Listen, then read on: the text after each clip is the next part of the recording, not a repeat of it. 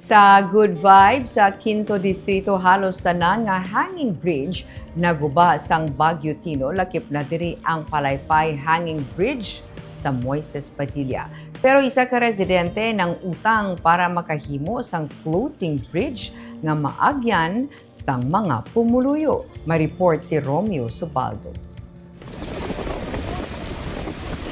Amo sini kakusog sang baha sa suba nga nag-igo sa Palaypay Hanging Bridge sa sitio Palaypay, Barangay Quintenrimo sa Moises Padilla sa Negros Occidental sa nag-igo ang bagyo nga Tino. Bisan amo sini kataas ang hanging bridge kung wala sang baha, nalabot pa ini sang tubig.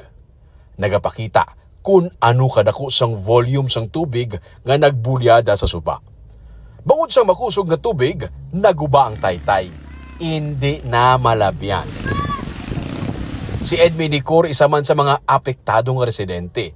Nakita niya ang kabudlayan sang tanan nga hindi makatabok sa suba. Gani, napinsaran niya nga maghimo sang floating bridge. Himo sa kahoy nga daw may balsa sa kilid ang taytay nga sarang malabyan sang tawo kag motorsiklo.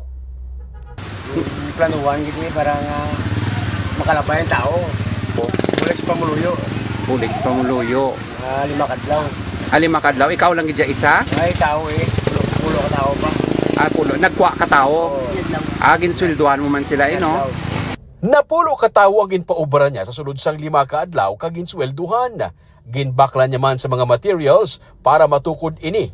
Ang gingasto niya, nagdangat sa may kapin sa 50,000 pesos kag ang kwarta, ginulam niya sa iya nga utod. Ang tao, yung 13,000? Kabilog kami ang gasto? Mga lapit 50 ni. Lapit 50? Hindi ka nagkuha sang kwarta? Ulam sa utod ko eh. Ulam. Subong, makatabok na sa taytay ang mga pumuluyo para makalapot sa town proper. Pati mga motor, makalabay man diri. Para mabayaran niya ang ginutang niya nga kwarta sa iya nga utod, may bayad anay kutob sa mga nagatabok diri. 5 ka pesos sa tao, kag 10 ka pesos sa mga motorsiklo.